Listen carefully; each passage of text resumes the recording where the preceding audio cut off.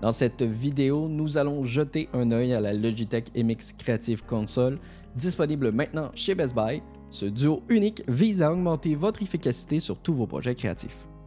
Le principe de base de la Creative Console est d'être créatif, c'est dans le nom, mais en réalité, son objectif est de rendre les tâches plus simples et plus rapides. Cependant, cela soulève une question. Si vous maîtrisez déjà vos raccourcis clavier, comment cet outil pourrait-il vous faciliter la tâche?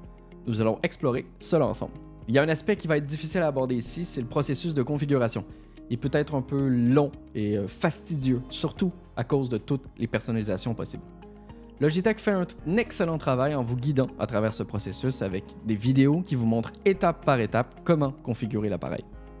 Mais on va quand même aborder les bases et vous expliquer ce à quoi vous pouvez vous attendre. Tout d'abord, il est important de noter que parmi les deux appareils, vous avez une molette de commande et une console numérique programmable. La console se branche sur votre ordinateur via USB tandis que la molette se connecte en Bluetooth. Cette molette peut d'ailleurs se connecter à 3 ordinateurs simultanément, vous permettant de basculer entre eux en appuyant sur un simple bouton. C'est peut-être pas aussi pratique que d'appuyer sur un bouton en haut de votre clavier, mais cela permet au moins de connecter plusieurs appareils. La console numérique programmable, en revanche, doit être branchée en permanence pour fonctionner. Vous n'avez donc pas à vous soucier de sa batterie car elle est alimentée par l'ordinateur, mais vous devrez programmer les boutons, surtout pour les applications et profils qui sont pris en charge. La partie matérielle est en fait la plus simple, car Logitech a déjà fait une grande partie du travail. Vous avez une molette, un rouleau et des boutons, ce qui rend cette partie relativement facile. Ça rend également le produit vraiment intéressant, c'est cette partie logicielle. Pour que ça fonctionne, vous allez devoir utiliser le logiciel LogiOption Plus qui vient remplacer l'ancienne application LogiOption.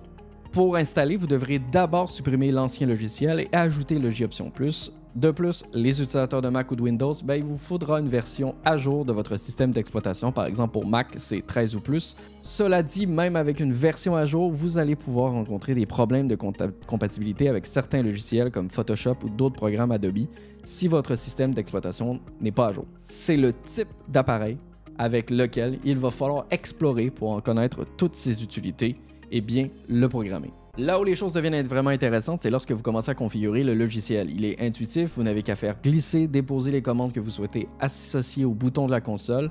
Le plus gros défi est de faire en sorte que tout fonctionne correctement au départ, car à ce stade, vous pourriez rencontrer des problèmes avec des profils de programmes qui ne sont pas encore pris en charge. Par exemple, la Creative Console est actuellement très axée sur les programmes Adobe, avec des programmes comme Photoshop, Lightroom Classic, Audition, Premiere Pro, Illustrator. Cependant, des applications comme Adobe Bridge ou Lightroom CC ne sont pas encore prises en charge. Logitech a cependant mentionné que ça arriverait un peu plus tard. En ce qui concerne les autres applications, il y a quelques intégrations intéressantes, comme par exemple Spotify ou YouTube Music, mais Microsoft Office n'est pas encore supporté. Cependant, il existe des alternatives comme Capture One pour les photographes. Logitech a également intégré Philips Hue, permettant de contrôler vos lumières, mais cela nécessite une configuration supplémentaire. Ce n'est pas difficile à faire, mais c'est un pas supplémentaire à franchir. Lorsque vous utilisez l'un de ces appareils avec une application compatible, vous constaterez qu'il fonctionne assez bien avec une grande précision, notamment avec la molette. Cette molette dispose d'une fonction supplémentaire appelée Action Ring. Lorsque vous appuyez sur le bouton, un menu rotatif contextuel va apparaître à l'endroit où se trouve le curseur de votre souris et vous pourrez alors sélectionner des options spécifiques au programme que vous utilisez. Là où ça devient vraiment pratique, c'est lorsque vous utilisez la molette de commande pour ajuster les paramètres dans des applications comme Photoshop. Par exemple, si vous voulez ajuster la luminosité, la saturation ou le contraste, vous pouvez le faire très précisément en tournant le cadran. De même, si vous choisissez un pinceau dans Photoshop et que vous voulez ajuster sa taille, vous pouvez le faire facilement à l'aide de la molette et la taille du pinceau s'affichera directement sur votre pavé de touches. La console numérique, elle, offre également des sous-menus. Si vous souhaitez accéder à des fonctionnalités supplémentaires dans Photoshop, vous pouvez le faire en appuyant sur un bouton de la console, ce qui vous donne accès à un autre sous-menu de commande. Bien sûr, vous allez devoir parfois regarder votre console pour savoir ce que vous êtes en train de faire, mais cela permet d'accéder plus rapidement à des fonctionnalités comme la création de masques ou l'ajustement des niveaux. Si vous êtes déjà un professionnel qui connaît bien ses raccourcis clavier, cette console créative ne vous apporterait peut-être pas beaucoup de nouveautés. Cependant, pour les débutants ou les utilisateurs intermédiaires, elle peut vraiment faire la différence en vous aidant à naviguer plus facilement dans les programmes. L'important est que l'expérience varie selon votre niveau d'expertise.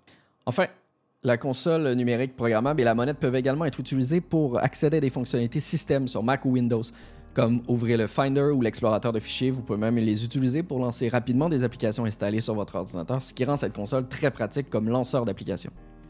Il existe des produits similaires sur le marché, mais celui-ci offre probablement l'un des meilleurs rapports qualité-prix. Logitech semble chercher à développer son écosystème avec la possibilité pour les développeurs tiers de proposer leurs propres profils et extensions. C'est difficile à se dire où cela ira dans les 6 à 12 prochains mois, mais si vous utilisez beaucoup les applications Adobe déjà prises en charge, la Creative Console pourrait vraiment améliorer votre flux de travail.